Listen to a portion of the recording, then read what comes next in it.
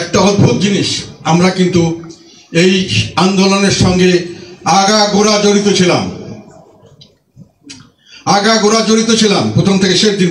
প্রমাণ আছে, আমাদের লোকরা, আমাদের নেতা কর্মীরা সেখানে জেল খেটেছে, মারা গেছে, তার ডকুমেন্টারি এভিডেন্স প্রেস কনফারেন্স দিয়েছে, এবং তাদের বিরুদ্ধে মামলা হয়েছে, হুলিয়া হয়েছে, তারা পালিয়ে বেরিয়েছে, সেগুলো ডকুমেন্টারি এভিডেন্স দিয়েছে সাংবাদিক সম্মেলন করে।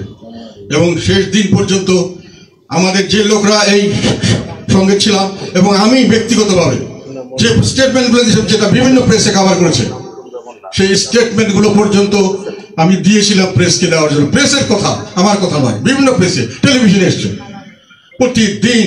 এবং তার আগে পর্যন্ত এবং তার দীর্ঘদিন থেকে আমরা সব সময় অন্যায়ের বিরুদ্ধে প্রতিবাদ করেছি এবং অন্যায়ের পক্ষে ছিলাম না।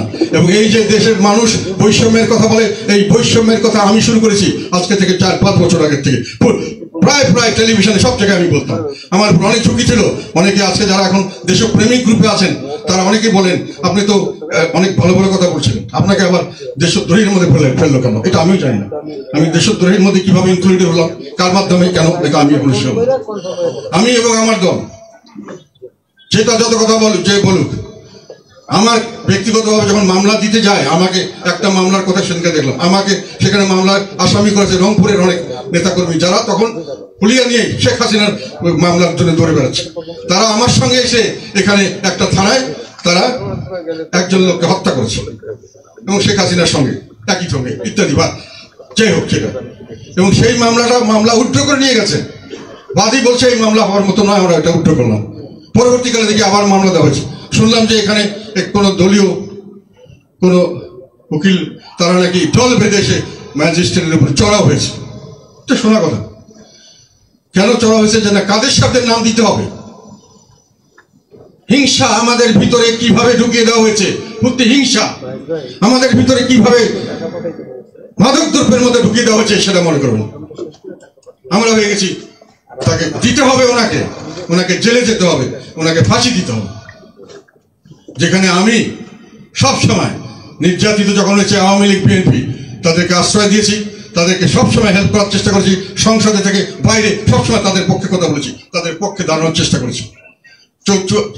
1914 নির্বাচনে এরশাদ সাহেব উইথড্র করার চিঠি দিয়েছিলেন, চিঠি অ্যাকসেপ্ট করা না, আমি উইথড্র করার চিঠি দিয়েছিলাম, আমার চিঠি অ্যাকসেপ্ট করা নেই। আমি প্রায় 260-70 জন নিয়ে আমরা নির্বাচন করিনি। আমাকে পরবর্তীকালে মন্ত্রী করতে বলা হয়েছিল, আমি সেই মন্ত্রিত্ব পর্যন্ত নিইনি। আমি ইলেকশন হওয়ার জন্য আমাকে ডিক্লেয়ার করা হয়েছিল যে আপনি থাকলে ইলেক্টেড হবেন, আমি সিলেক্টেডে থাকি নাই। সেই আমাকে এতটুকু ঘৃণা যে ওনাকে দিতেই হবে, ওই জন্যই মামলা আবার দিতে হবে। এবং এইভাবে সব মামলা, আমার কোথায় কোথায় প্রেসিডেন্ট মেম্বার ছিলেন, সবাইকে এখানে খুনের মামলা দেওয়া হয়েছে। যারা দিচ্ছে তারা জানে, যারা ম্যাজিস্ট্রেটকে অ্যাপ্রুভ করছে তারা জানে, যারা কোর্টে, যারা লয়ার, যেটা আইন শৃঙ্খলা রক্ষাকারী বাহিনী, সবাই জানে যেগুলো ভুয়ো মামলা। সবাই এটাকে মেনে যাচ্ছে। কেন? কি জন্য? প্রতিহিংসা। আমাদেরকে শেষ করতে হবে। অর্ধেক পপুলেশনকে শেষ করবেন আপনি, আর বাকি অর্ধেক নিয়ে দেশ চালাবেন, এটা কি সম্ভব হবে?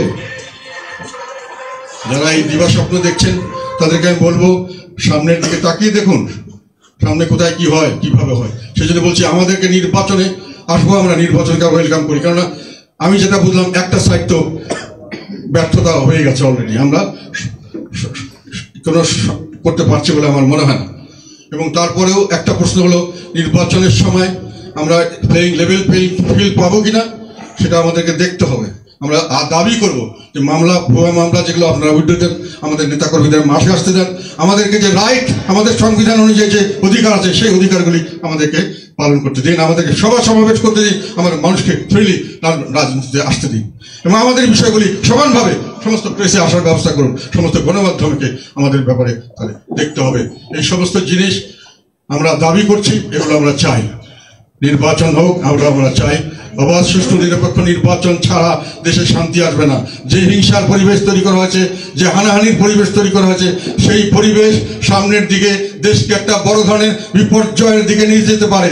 সকলেই যারা যারা এটা বুঝেন বা বোঝার চেষ্টা করেন, যদি আমাকে পাগল মনে করেন, পাগল বলতে পারেন, কিন্তু ঘটনা যেটা আমি বলেছি সেদিকেই দেশ যেতে পারে।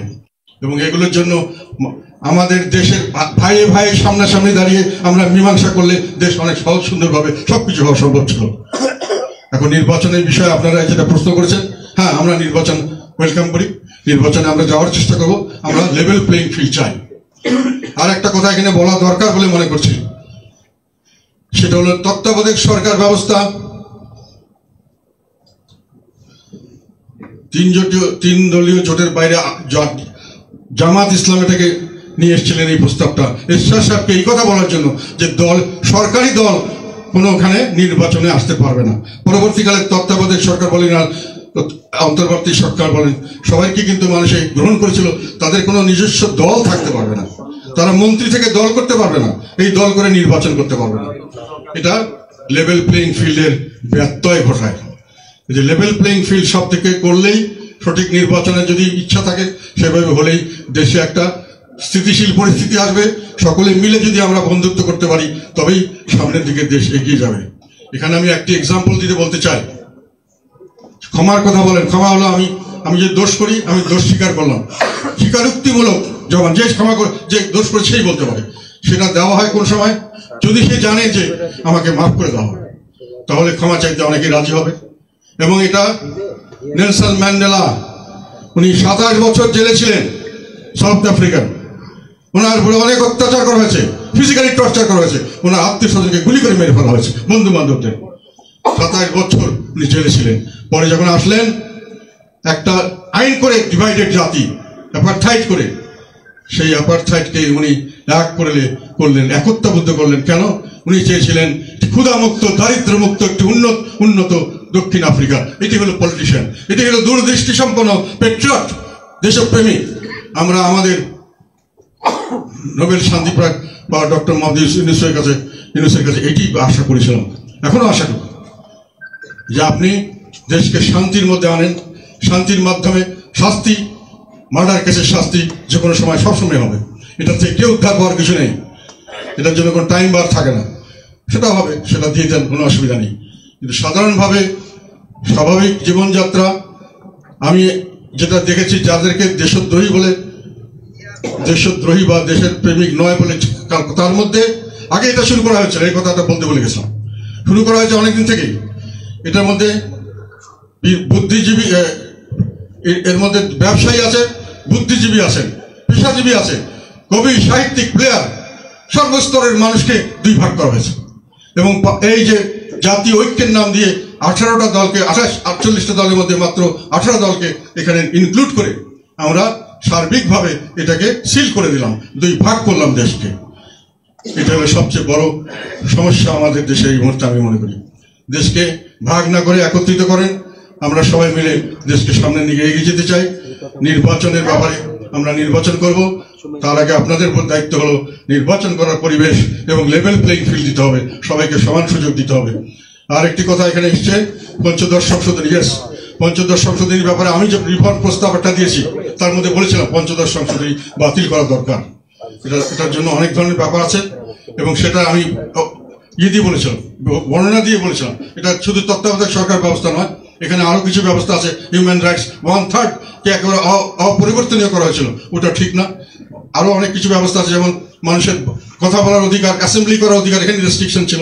আরেকটা ছিল যে মানে কোন রকম ক্ষমতা হস্তান্তর সাংবিধানিক পদ্ধতি ছাড়া সেখানে ফাঁসির রায় হওয়ার কথা ছিল, সেগুলো এখনকার পরিস্থিতিতে এগুলো বাতিল হওয়া দরকার ছিল বলে আমি মনে করি।